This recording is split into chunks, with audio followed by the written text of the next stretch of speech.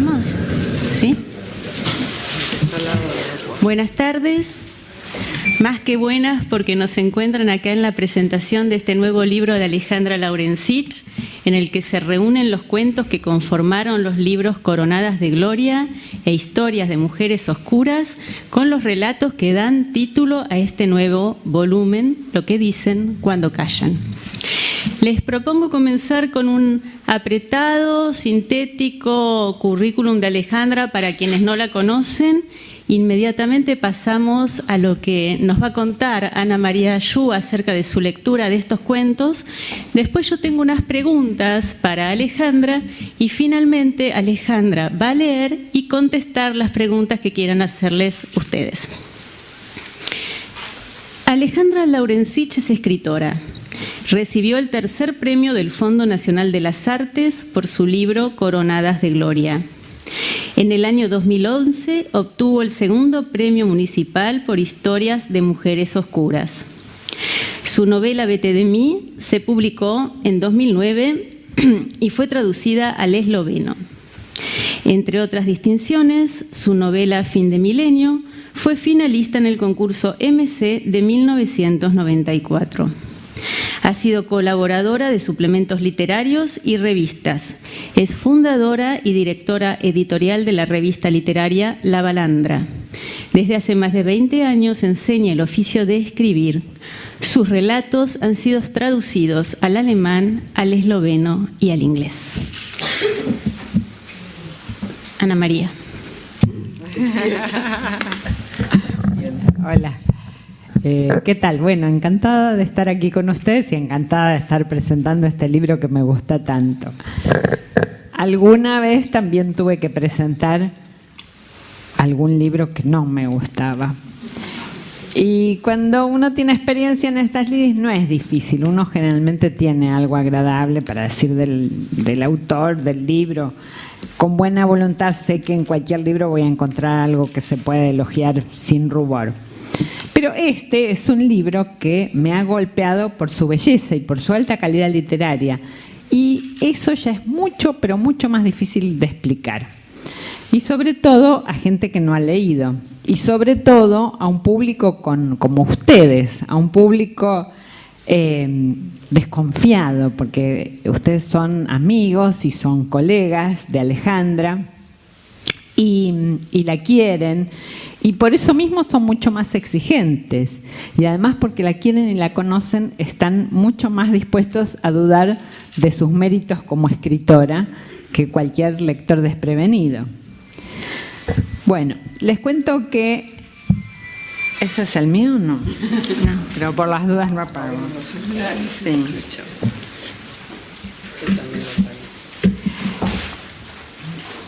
Bueno...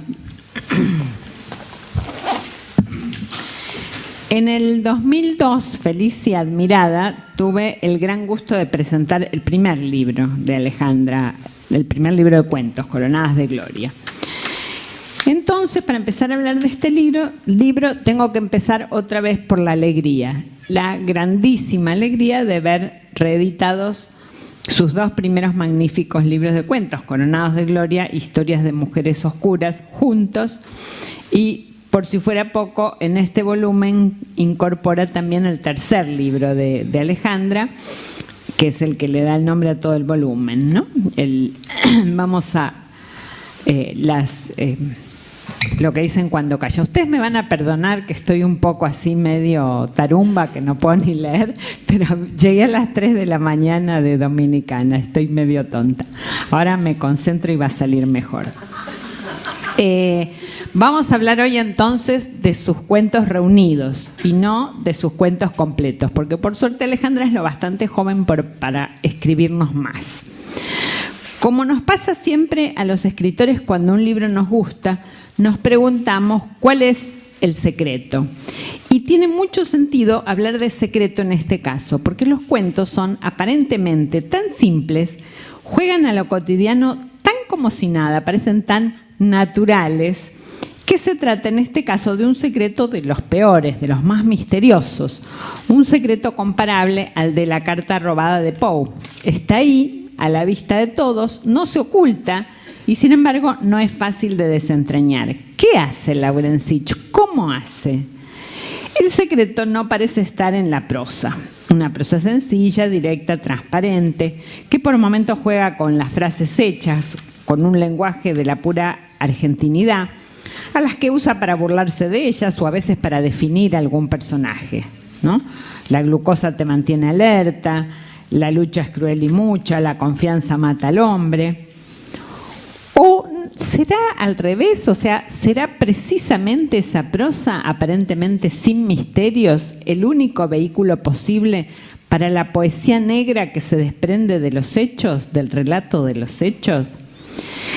Y en este punto quisiera dejarle la palabra, pero por un momentito nada más, a Marcelo Caruso. Marcelo Caruso es un escritor que leyó este libro y le escribió a Alejandra un mail más que inspirado que casi me quitó las palabras de la boca. Caruso expresa con tanta claridad mucho de lo que yo quiero decir que vale la pena citarlo. Dice así, le dice a Alejandra, ¿no? El tuyo es un viaje bastante despiadado, desde los lejanos sueños de tiempos ido a los presentes insufribles donde señorean el deterioro, la soledad, la incomunicación, lo patético, las nostalgias, las infidelidades, las traiciones grandes y pequeñas, confesables e inconfesables, los deseos más monstruosos. En tu libro uno recibe la confirmación del descenso a través de un laberinto de cotidianidades falsamente inofensivas. Perfecto, cotidianidades que no son otra cosa que las paredes de los infiernos personales de los personajes. Y al mismo tiempo, estilísticamente, hay un camino bien marcado a través de los 3 volúmenes hacia el ascetismo, la prescindencia de lo externo y la ubicación de esas conciencias sumidas en sus derrotas, como ya dije, en el centro de lo narrativo, en su esencia. Los 3 libros ganan al estar articulados en un solo volumen. Coronadas de Gloria me había parecido bueno, muy bueno a decir verdad, pero confieso que en aquel momento no alcancé a ver qué lo diferenciaba. Y quizás ahora me lo hizo evidente su buena salud y su inmejorable compañía con los otros 2 volúmenes. Lo que diferencia a Coronados de Gloria de otros libros, dice Caruso, es la ferocidad. Y es absolutamente cierto. En esta relación entre los 3 libros, yo agregaría algo más, algo que de alguna manera también insinúa Caruso, que es esa evolución desde la relativa truculencia, que por otro lado me encanta, ¿no?, de Coronados de Gloria, donde todo sucede, hasta la refinada sutileza de los últimos cuentos, donde todo está a punto de suceder. Sigo pensando, como siempre, que Laurencich ha escrito los mejores cuentos de la droga, y eso que ahora tiene muchísima competencia. La nueva generación de escritores argentinos ha desarrollado una literatura de la droga muy interesante, muy valiosa, y sin embargo, hay 2 cuentos de Rodillas y El olor de aquel mundo, para mí siguen siendo textos realmente extraordinarios. Mientras lavan, cocinan, planchan, limpian, las mujeres de Laurencich rebobinan en su mente lo que les gustaría rebobinar en sus vidas. El paso del tiempo, la frustración, las ilusiones convertidas en el humo grasoso de los bifes a la plancha, la pérdida del atractivo sexual, la ambigüedad del sentimiento por los hijos y en especial por las hijas, la reivindicación y el horror de la maternidad son algunos de los temas. Y por supuesto, la cocina es uno de los escenarios privilegiados. Entró, voy a citar, ¿no? Entró en la cocina y se quedó mirando los azulejos beige con flores marrones, el calefón amarillento, la estampita de San Cayetano con la espiga de trigo descolorida y sucia.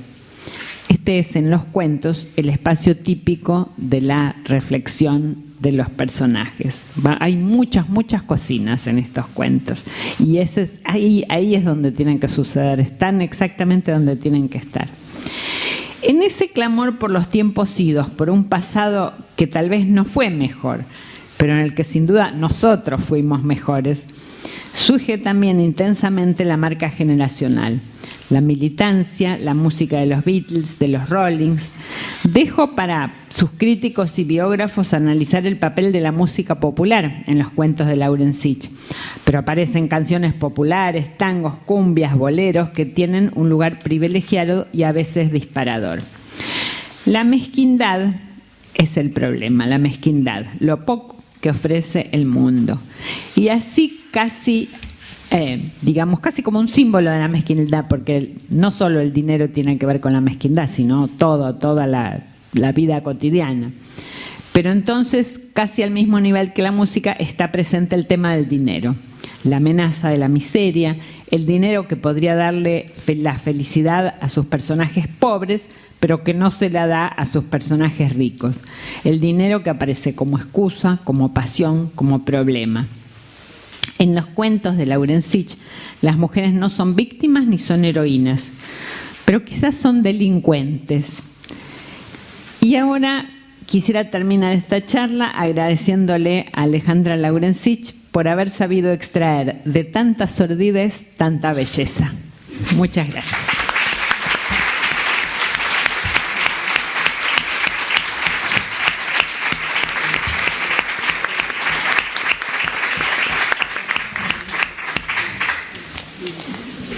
Pasamos a las preguntas que tengo preparadas y antes quería decirles que el mail que eligió Ana a mí también me llegó y por suerte no lo traje porque estaba a punto también de traerlo porque dije qué bueno y este hombre dijo todo esto y ahora qué vamos a decir nosotras en la presentación porque estaba sí, yo le avisé a Alejandra por las dudas, ¿no? Sí, estaba muy bueno.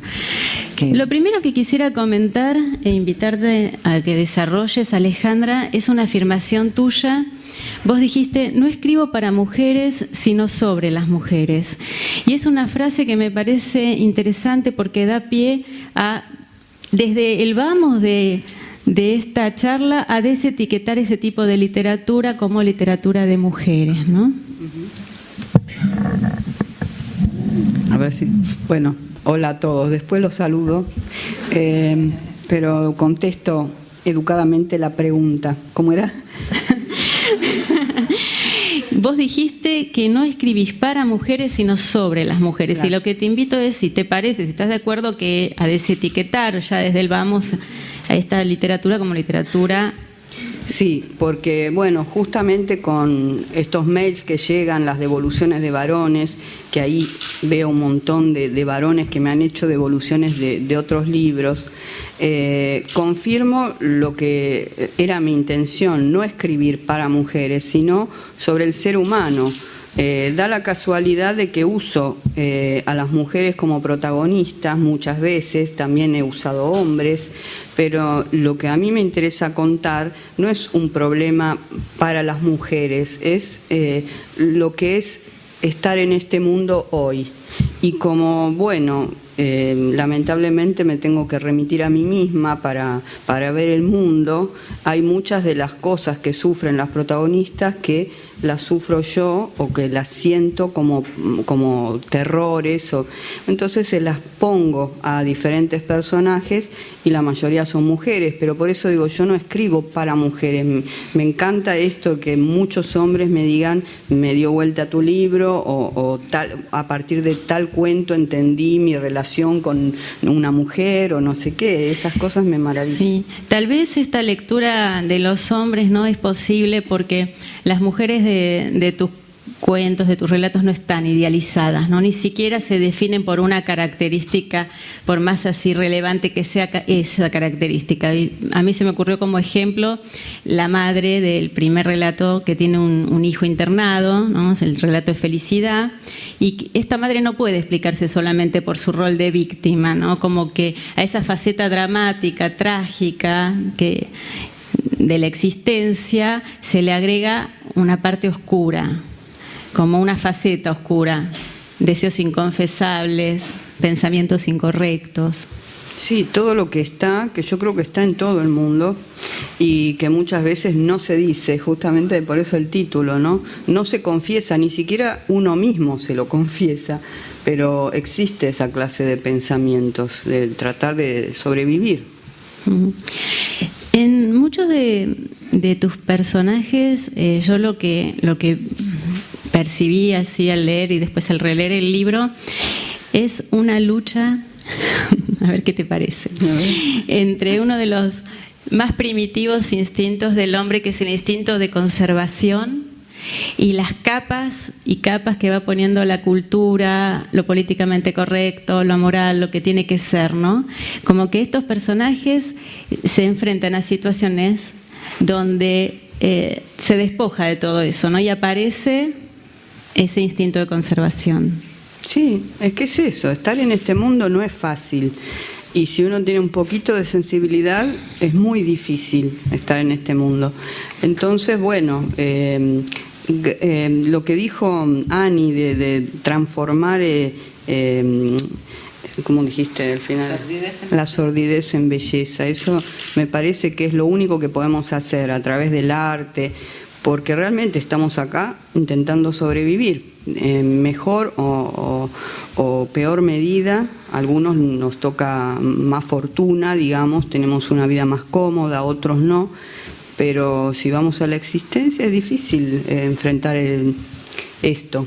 Sí, no, y de eso se trata este volumen de cuentos, porque salvo así contadas ocasiones, en la mayoría de los relatos mostrás a mujeres y a hombres en situaciones cotidianas, pero es ahí donde se muestran sus pequeños heroísmos, ¿no? sus claudicaciones.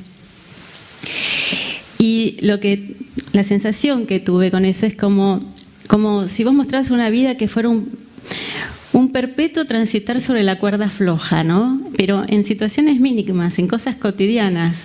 Esos personajes están siempre como esforzándose en un equilibrio inestable. Claro, el deber ser, a lo mejor lo que hay que hacer versus lo que pide el interior de cada uno, ¿no? Viste que, por ejemplo, hay muchas de las protagonistas que saben que no tienen que hacer eso y lo hacen, o sea, van encaminadas a eso. Me estoy refiriendo, por ejemplo, a uno de los últimos cuentos que me vino a la mente, ¿no? Que después lo voy a leer, lo que ha comenzado. Sabe que no tiene que hacer un montón de cosas y sabe que tiene que hacer otro montón de cosas, que es lo que pide la sociedad, que es un poco lo que decías vos recién, las capas que te vienen encima de, bueno, las imposiciones, los mandatos, y frente a eso cada uno hace lo que puede, como puede, pero cuando están a solas esas protagonistas se muestran así, o yo trato de mostrarlas así, con crudeza, no atenuándolas con piedad o con lo que sea, las muestro como están, como yo siento que están. Sí, para algunos de estos personajes viajar en colectivo, o sea, hay un relato que es un viaje en colectivo, ¿no? Y ese viaje en colectivo donde además no pasa nada, no aparece una barra brava como ayer me contaron, se sube arriba del colectivo, apedrea el colectivo, no pasa nada. Y es heroico ese viaje en colectivo. Claro. Y sí, yo creo que los viajes en colectivo son heroicos, más allá de lo que uno sufra por el colectivero, el calor o lo que sea. Pasan muchas cosas en una cocina, como decía Ani. O sea, cuando el ser humano está a solas consigo mismo, está con sus pensamientos, pasan tantas cosas. Yo lo que trato es de tomar un pedacito de esas cosas y contarlas, pero es realmente cualquier ámbito cotidiano se transforma en una lucha por la existencia, por la buena existencia, por tratar de estar en eje, de hacer las cosas bien, de ser una buena persona. Y bueno, no es fácil. No, y en completa soledad, porque en los cuentos de Ana parecería como que los otros no te pueden ayudar, pero tampoco hay otro tipo de ayudas. Ella elige un epígrafe de Carl Sagan para Historias de Mujeres Oscuras que dice: en nuestra oscuridad, en toda esa vastedad, no hay ni un indicio de que la ayuda llegará desde algún lugar para salvarnos de nosotros mismos. Sí, yo creo que los peores enemigos nuestros somos nosotros mismos, porque a veces todo se nos da muy bien y lo único que falla es la captación de ese bien por nosotros. O sea, está todo bien, pero nosotros estamos mal. Nosotros no podemos llegar a disfrutar de ese bien, o estamos viendo lo que falta, ¿no? Como siempre yo trato de mirar del otro lado. Bueno, esto sería, las cosas van bien, pero del otro lado hay algo que falta. Si no me falta a mí, le falta al otro. Entonces no hay nada perfecto. Y la falta de perfección hace que yo me deprima o que bueno, yo no, estoy hablando de las mujeres, por supuesto. Y también de los hombres, ¿no? Porque acá hay dos personajes masculinos que me gustaría rescatar, ¿no? Uno, el de los dinosaurios no han muerto, que logra abandonar su casa después de estar 6 meses encerrado porque entró en depresión tras el abandono de su mujer, y en esa salida al mundo él intenta cambiar hasta de los barrios, transitar en otros barrios, ¿no? Y toma conciencia de sus propios miedos.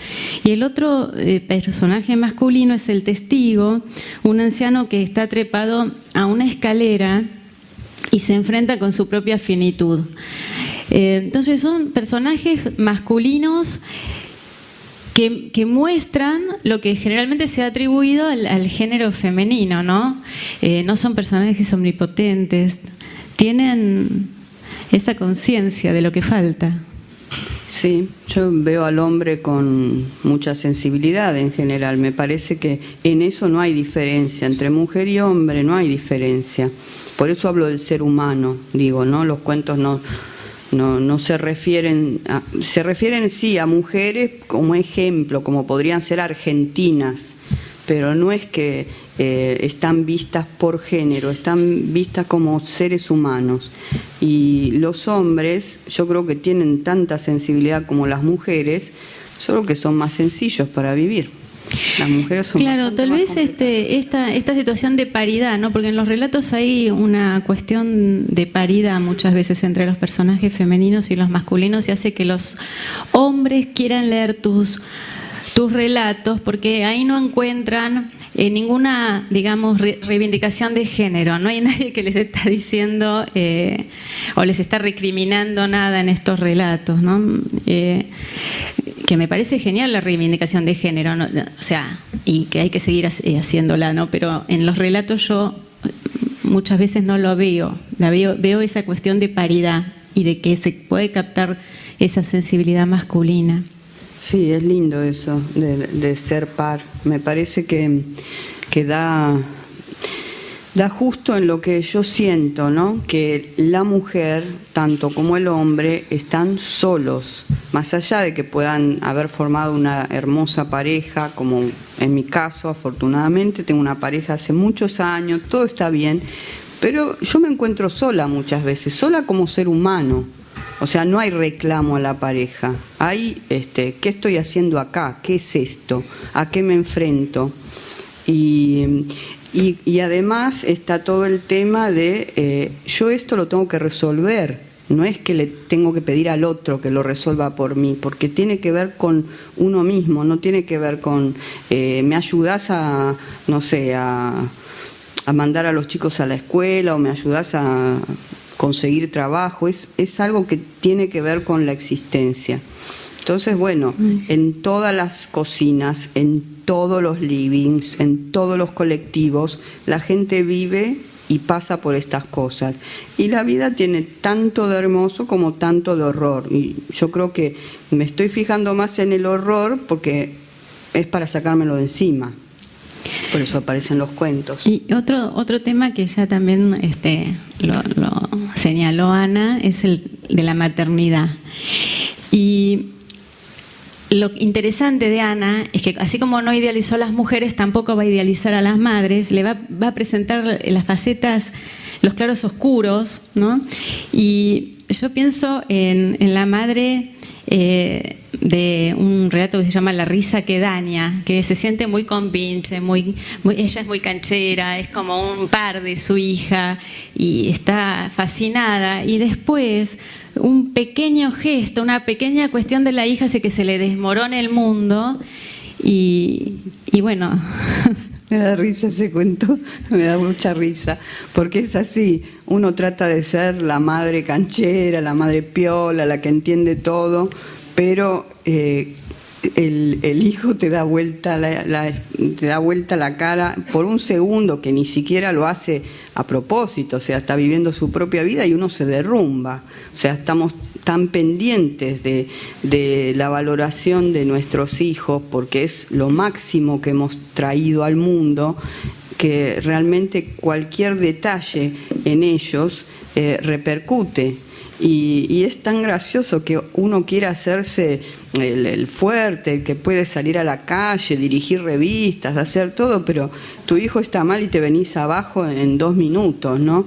Y eso es lo que yo trato de transmitir también en los cuentos, la vulnerabilidad de estos seres que, bueno, pueden dirigir empresas como después de Michelle, que hoy lo recordé mucho por el viento que se levantó antes de venir para acá y me hizo acordar a mi mamá, ¿no? Porque cuando ella murió se levantó un viento así huracanado cuando estaban cerrando el cajón. Y nosotros pensábamos, es mamá que está ahí dando vueltas y mostrándonos la fuerza que tuvo en vida. Y hoy, antes de venir por acá, se levantó ese viento y yo dije, es la vieja que me está diciendo, yo voy a estar igual, porque ella siempre, adoraba la lectura, siempre hablando de autores, hablaba de Ana María Yuga, por ejemplo, o sea que hoy estaría felicísima de estar acá. Y bueno, la relación madre-hijo es una cosa tan tan generadora de vulnerabilidad, que es algo que me perturba y me fascina al mismo tiempo, porque adoro a mis hijos, pero siento eso, que muchas veces estoy pendiente de sus miradas, de su bienestar, y creo que le pasa a todos eso, ¿no? Creo que le pasa a todos. Yo voy a hacer un último comentario que invite a la reflexión de Alejandra, y ella va a leer un relato, porque 8:30 tenemos que dejar la sala y Alejandra va a ir a firmar libros. Entonces, los invitamos a los que quieran ir al stand de Alfaguara en el Pabellón Verde. A partir de las 8:30 va a estar Alejandra. Vos trajiste acá a colación a tu mamá. Yo hoy en Facebook vi que recordabas eso antes de salir para acá. Y un comentario de una amiga en común que dijo, a ver si te tilden de animista. Y vos dijiste, que me tilden de lo que quieran, yo soy como soy. Eso me encantó de Alejandra. Bueno, ahora sí, para terminar, hay un personaje que en un momento piensa, a cada Napoleón le llega su Waterloo. Y también dice, los días empiezan y terminan como empieza y termina la vida. Pensando en todo el conjunto de los relatos, ¿no? ¿No será que atrás de todas estas historias de lo que se está hablando es de la finitud, de las pérdidas, de la vida como pequeño chispazo y finalmente de la muerte? Y sí, es eso, es el ver, no sé, yo creo que una vez en un libro de Rosa Montero o algo que ella dijo, hablaba de que los escritores por lo general tienen una relación algo extraña con el tiempo, ¿no? Yo me acuerdo que era muy chica y ya pensaba que era vieja, me sentía vieja. En Análisis trataba ese tema, me siento vieja, tenía 18 años. Hoy cuando me acuerdo de eso digo, estaba loca, realmente estaba loca. Y tal vez las cosas que hoy estoy diciendo a mis casi 50 años, cuando tenga 80 también me van a parecer locura. ¿Cómo no vivió la vida? Pero yo vivo la vida, yo la disfruto a pleno. Como dice Liliana Hecker, me la bebo hasta el fondo de la copa, la vida. Pero por otro lado, ese beberse la vida también te enfrenta a lo que va a ser después, a lo que no es eso. Y bueno, y están todas estas situaciones de alguien que se va o alguien que se puede perder. y que tienen que ver directamente con la vida, ¿no? Con el tener y no tener, con los años que pasan, con lo que fuiste y ya no sos, o con lo que no vas a poder ser nunca más. Qué sé yo, son todas cosas que aparecen en los cuentos, en las mujeres, el tratar de estar mejor, el tratar de disfrutar, y los chispazos son así, chispazos de felicidad, como en el primer cuento, que creo que marca un poco el rumbo de lo que fue después toda mi cuentística, digamos. La felicidad viene a veces por los lugares más impensados, ¿no?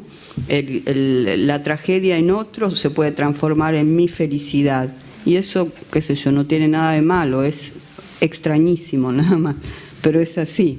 Así que bueno, leemos. sí. Bueno, yo les voy a leer entonces, porque esta presentación dije, no voy a hacer nada de lo que hice en las anteriores presentaciones. En las anteriores siempre me llevaba algo escrito para no olvidarme de cosas que quería decir, y no leía. Pero cuando me iba de la presentación todo el mundo me decía, pero no leíste nada, pero no se escuchó nada. Entonces esta vez dije, bueno, voy a hacer todo distinto, voy a leer. Igual quiero hacer agradecimientos, quiero agradecer por supuesto a los que están conmigo siempre, mi núcleo más íntimo, mi marido, mis 2 hijos, que son los que me sostienen en todo momento, a pesar de que no hagan nada para sostenerme, pero ya la sola presencia de ellos en este mundo, no digo que no es que lo hacen a propósito, vamos a sostener a mamá, pero la sola presencia de ellos en este mundo hace que esto sea un mundo mejor y que yo pueda seguir adelante, ¿no? Y después a toda la gente que me acompañó en el libro, cuando lo iba escribiendo, en los libros anteriores, en mi trayectoria. Bueno, Ana María Yúa, que además yo la considero mi hada madrina literaria, porque fue a la primera persona, a la primera escritora a la que le llevé un texto narrativo, un bodoque de 800 o 1000 páginas, y que además me orientó, porque podría haberme dicho cualquier cosa, podría haberme dicho fabuloso lo tuyo y nada más, pero no, me marcó cosas buenas, me marcó cosas malas, me dijo vos tenés que hacer un taller, bueno, en fin. Siempre estuvo, y hoy estoy muy contenta de tenerla acá. Irene, que me parece una biógrafa extraordinaria, hizo la biografía de Virginia Woolf, que algunos ya habrán leído, y si no se las recomiendo, y tiene una sensibilidad exquisita, y es una persona que conocí hace poco tiempo, pero realmente me parece que hace años que estuviera conmigo. Toda la gente de Alfaguara, Julia Salzman, Gaby Franco, que ya me viene bancando desde la anterior editorial, y que fue también una de las que apostó por mis cuentos en una época que no se publicaban. Bueno, qué sé yo, Elsa, que recién llegó, genial, y que apoyó también siempre lo mío, y tanta gente que me ayudó con lecturas de los cuentos, a marcarme, no sé, errores, cosas que no estaban bien. Así que a todos les agradezco, y a cada uno de los que están acá esta noche, por estar acá esta noche, por hacer que esto sea un recuerdo para mí de los más felices que voy a tener en la vida. Así que, bueno, paso a leer y me dejo de decir tonterías.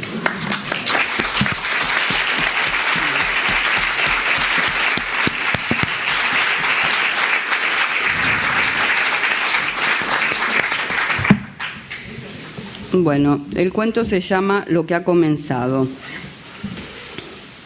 Ve, mamá, dijo la nurse acomodando al bebé con una destreza que a ella le pareció impracticable en la cuna transparente de la clínica. Ahora yo me dormí, ya estoy alimentado, ya eructé, siguió estirando las vocales, ya me cambiaron. Con la misma eficacia usada para dejar al bebé, corrió un poco las cortinas y entró el aire tibio de una tarde de sol. Se dio vuelta y la miró. A contraluz Ella vio los ojos de la Nurse que la observaban con dureza, como si la amonestaran por estar así, convaleciente todavía en esa cama rodeada por inmensos ramos de flores, o pudiera descubrir sus pensamientos. ¿Cómo sabía esa mujer lo que pensaba su bebé, si para ella era un misterio? Arriba, mamita, ahora hay que ir a bañarse y ponerse linda, o tampoco vamos a querer visitas hoy. No era la primera persona que le insistía con lo de las visitas. También su propia madre le había dicho el día anterior: una cesárea complicada no es un trasplante de riñón, nena. Me parece que 3 días de reposo son suficientes. Toda la familia quiere conocer a esa divinura. Miró a su bebé dentro de aquella cuna que parecía provenir de otro planeta. La nariz como un poroto minúsculo, las líneas puras de su frente. ¿Y él queda solito acá?, preguntó con una voz débil. Hay otros bebés que me esperan, mami, dijo la mujer, y ella supo que estaba a punto de decirle: no pretenderá que me quede cuidándolo mientras usted se da la ducha. Se apuró a rectificar: ¿él no me necesita? No nos necesita para nada. Hay tiempo suficiente para darse un baño refrescante, lavarse la herida como le dejó indicado el doctor Anchorena y hasta ponerse crema de enjuague en el pelo. Él duerme tranquilo, ¿no ve? ¿Qué puede pasarle? Cuando abrió la ducha todavía se estremecía ante esa evidencia. Ya no eran una unidad. Su bebé podía quedarse durmiendo en una habitación y ella trasladarse a la de al lado. Podía haber una pared, una puerta separándolos. Ella podía bañarse incluso y el agua que corriera por su cuerpo no lo mojaría. Alzó el brazo para tocar la temperatura de la ducha y se quitó con delicadeza el camisón. Luego, sin mirar, la faja y la bombacha. No quiso quitarse la venda aún. Volvió a mirar con ansiedad hacia la habitación a través de la puerta del baño. A partir de ahora el mundo, con toda su belleza o su indiferencia, y no ella, era lo que iba a rodear a esa personita. Los ojos se le cargaron de lágrimas. ¿Una vida nueva? ¿Era eso lo que había hecho? ¿Lo que ahora descansaba ahí, mientras ella estaba de pie a punto de darse un baño? No sabía si era miedo o orgullo lo que sentía. Él allá, yo acá, dijo, y entró despacio bajo la ducha. Dejó la cabeza fuera del chorro con el oído atento a los posibles ruidos de la otra habitación. Si él se despertaba mientras ella se lavaba el pelo, no iba a poder escuchar su llamado. Imaginó ese instante, alzar la cabecita en una cuna buscando el calor humano y nadie que responda a ese gesto. El primer contacto con la soledad. Algo en su estómago, o más abajo, se contrajo dolorosamente. ¿Cómo salvarlo de la soledad? ¿Cómo mantener su confianza en los demás? Ella misma había criticado a esas madres que no despegaban la vista de los hijos, que no podían mirar otra cosa que sus pasos por una habitación, sus mohínes, las palabras que pronunciaban. Habría que acostumbrarse a la idea. Era imposible que ese bebé no sufriera un instante de soledad. Agarró el jabón y se lo pasó por los hombros, las axilas, los pechos afiebrados, cargados de leche. Una ducha rápida, quizá sí había tiempo para lavarse con lo poco de shampoo, no hacía falta acondicionador. Pero ¿cómo pensar en lavarse el pelo sabiendo que su hijo podía estar intuyendo en ese mismo instante que ya nada será como antes? 4 días y pierde la inocencia. Basta, ¿por qué esos pensamientos tremendistas? ¿Por qué no ser como las otras madres que disfrutan contando los detalles del parto, que se sacan fotos con el bebé en brazos mientras charlan con las visitas orgullosas de su logro? Él duerme tranquilo, había dicho la Nurse. ¿Qué puede pasarle? Sentir que nadie acude a su llamado.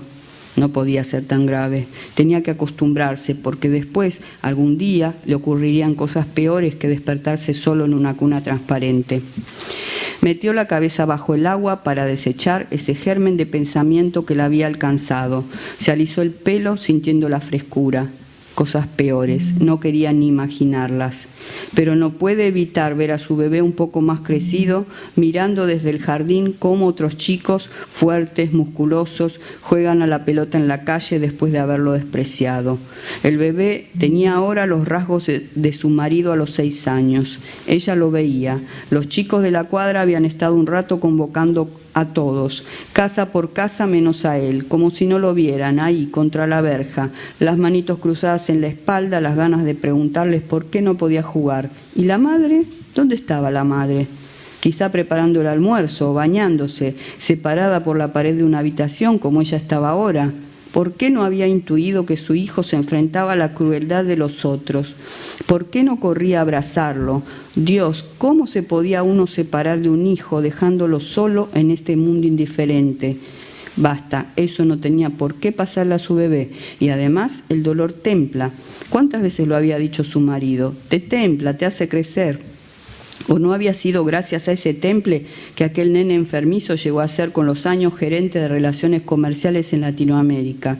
Ahora su marido era un adulto sano y seguro, bien plantado, y tenía por fin un hijo precioso. Ella podía gozar de un baño mientras su bebé dormía tranquilo. Eran dos personas, dos vidas, que se alejaban una de otra, como dos manos que se van soltando sin querer, llevadas por la corriente de un río. Le pareció escuchar algo allá, en la otra habitación. Una descarga de adrenalina le erizó los pechos. Sacó la cabeza del chorro de agua y apretó el jabón, el corazón bombeándole fuerte, la leche inflamándole los pechos, el oído alerta. ¿Pasaba algo? No, todo normal. El sonido afuera era el de una tarde común, un perro que ladraba, el tránsito que circulaba por la avenida abajo, los pájaros que piaban una bocina. Tenía que calmarse. Pensó cuando le contara a su marido esas cosas.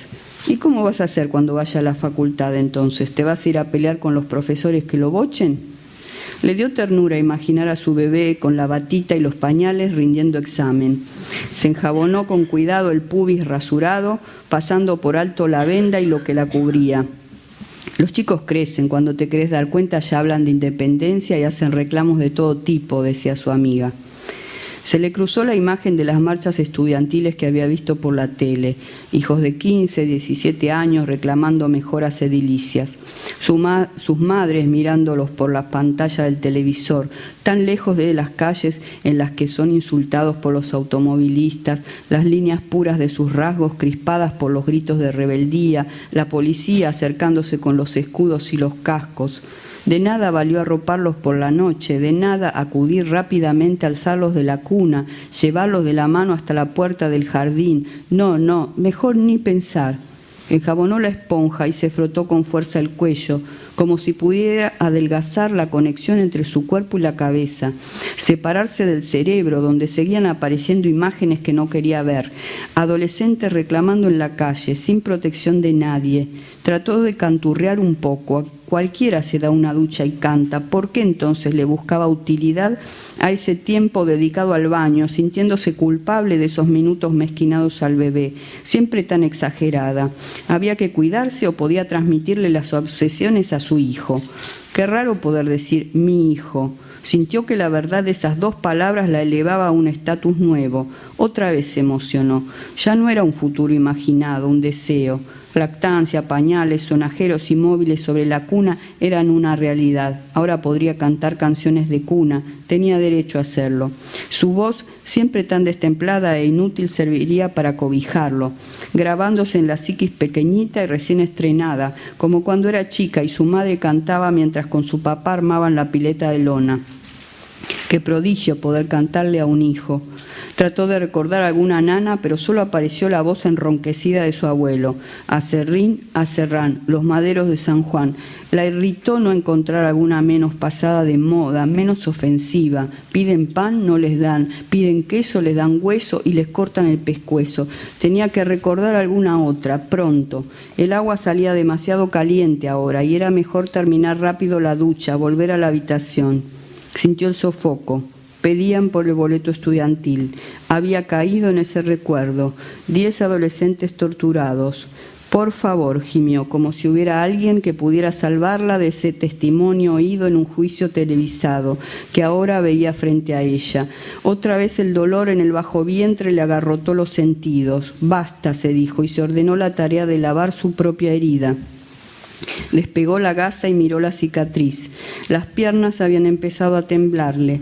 Imaginó esas mañanas, la ciudad de La Plata silenciosa, el beso de despedida de las madres de esos chicos antes de que salieran para la escuela.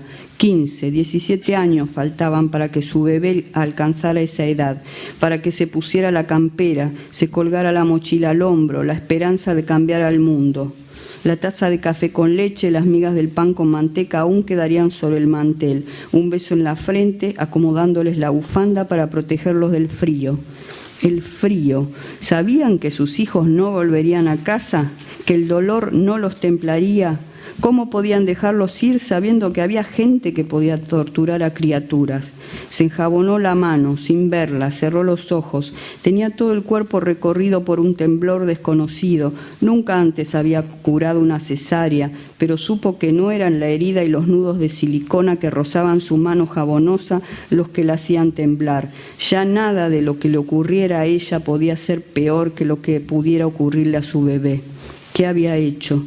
¿Qué había hecho? Por favor, que alguien le explicara cómo podía uno atreverse a traer al mundo a un hijo.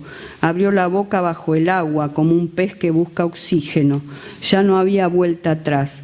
No era una semana o dos de pavor lo que la esperaba. Nunca podría escapar de lo que había comenzado. Toda una vida rogando que no le pasara nada a ese bebé. Abrió los ojos con desesperación y miró a través de la puerta del baño la luz que entraba en la habitación de al lado. Había sombras que iban y venían por el piso, la cortina volaba, el aire desde afuera amenazante entraba sin que nadie pudiera detenerlo. Y no había Dios que protegiera a nadie. ¿Cuántos accidentes sucedían, amputaciones, enfermedades, cuántas criaturas violadas, cuánto horror? No iba a poder cuidar a su hijo, no era posible semejante pesadilla. Tenía que abrazarlo, pedirle perdón. Cerró la ducha como pudo, la vista se le había nublado. No sabía si lloraba o veía puntos negros en el espacio. Quizá estuviera bajándole la presión, pero ¿qué importaba a ella ahora? ¿Qué importaba su recuperación? Lo que había hecho era irreparable. Se secó con violencia, se echó encima la ropa perfumada que la Nurse le había dejado en la percha y se apuró hasta la habitación. Lo vio dormir, respirar ajeno a todo lo que lo esperaba, confiado e inocente. Lo alzó y lo apretó contra su pecho. Sintió la ternura de sus huesitos acomodándose a ella, la boca contra su piel, la tibieza. ¿Cómo pude hacerte esto? Apretó y en un momento supo que podría seguir hasta que no hubiera más movimiento, hasta hacerlo desaparecer. Entonces, sudando de miedo, lo apartó de sí y comprobó que respiraba. Besó con devoción la piel satinada de su frente, los deditos del pie. Sin poder dominar el temblor de las manos, lo envolvió como pudo, entre la ropa y su cuerpo. Se quedó así, amacando a su hijo frente a la luz que entraba por la ventana abierta, como si pudiera detener el ruido del mundo, cantando apenas, a voz destemplada, a Serrín, a Serrán, la única nana que recordaba bien.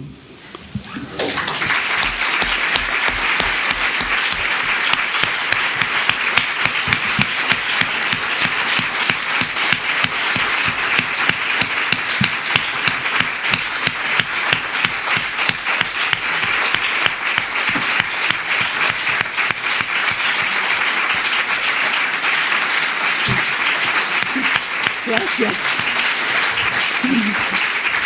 Bueno, muchas gracias. Tenemos 10 minutos más, así que bueno, vamos cerrando acá.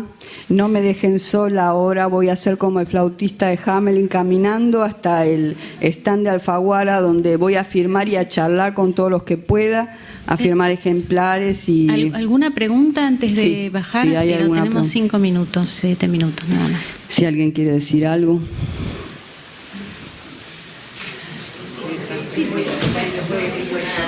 ¿Eh? ¿Nadie? ¿Cómo haces para meterte dentro de lo que podemos empezar a sentir? Vos estabas diciendo lo que le pasó a esa mamá. Me explico. A mí me pasó algo parecido. Todavía no lo puedo arreglar. Tiene casi 30 años. Es tremendo como lo dijiste y estoy emocionada, me emocioné cuando lo leí y ahora que lo dijiste. La verdad que es increíble cómo podés interpretar lo que le puede pasar a una mujer en ese estado. De maternidad inmediata, de felicidad, temores a montones, porque tienen en la memoria todas esas cosas, todo lo que le puede llegar a pasar, Claro. todo lo que vos sabés que nunca más vas a poder dejar de cuidarlo, porque vas a querer cuidarlo, pero no vas a poder. Sí, por eso, esos momentos en los que uno tendría que estar sonriendo y sacándose fotos, que yo siempre decía, ¿cómo hacen esta? Que salen en la revista Hola o Caras y qué sé yo, y digo, ¿pero qué? Se ponen una máscara, porque es tan tremendo todo, es tan fuerte, tan intenso, que no hay posibilidad de estar sonriéndole a nadie, ¿no? Bueno, así que me alegro de que sientan que pude transmitirlo. ¿Alguna otra cosa? Sí. Estaba pensando cuando escribías esto, en las narraciones que estamos viendo ahora de Loki, el decálogo, que comenta Zaffaroni en Canal 7 los sábados. Y si alguna vez pensaste en llevar esto a un guión cinematográfico, porque está lleno de cargas que piden visualización o la cuestión. Bueno, yo nunca lo pensé, porque a mí, yo antes de hacer literatura, estudié en Bellas Artes, 7 años, cine, buscando la plenitud. Cuando encontré la literatura dije, esto es lo mío, ya no necesito más nada. Pero sí me han ofrecido hacer guiones, por ejemplo, de cuentos que están acá, porque dice que tiene mucho de eso, mucha riqueza visual, mucha posibilidad. Así que bueno, si alguien lo quiere hacer, yo sigo escribiendo cuentos, pero me encantaría ver la obra de otros sobre una de estas obras, ¿no? Me gustaría producir. Bueno, fantástico, gracias. Bueno, sí. No, estaba pensando que hay algo de la experiencia de la maternidad que prácticamente no ha sido contado, entre otras cosas, porque no era considerado siquiera un tema, ¿no? Y bueno, por ejemplo, Ani ha trabajado mucho en la experiencia de la maternidad, desde las sensaciones de angustia, de extrañamiento, del bebé como un otro amenazante, qué sé yo. Y vos agarraste por el pelo que sí, que es así, yo creo que todas sabemos que es así. Mi pregunta es si vos te habías planteado eso, que estabas contando algo que no está como semiotizado demasiado hasta ahora. La literatura no ha dejado hablar así, no en esa primera persona, no desde ahí.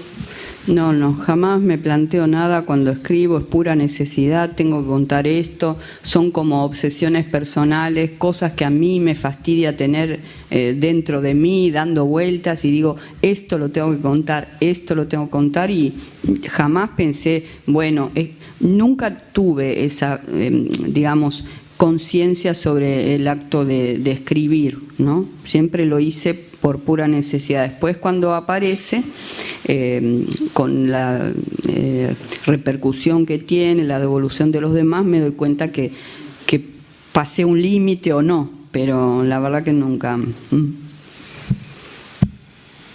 Bueno, nos vamos entonces. Ahora sí. Muchas gracias a todos.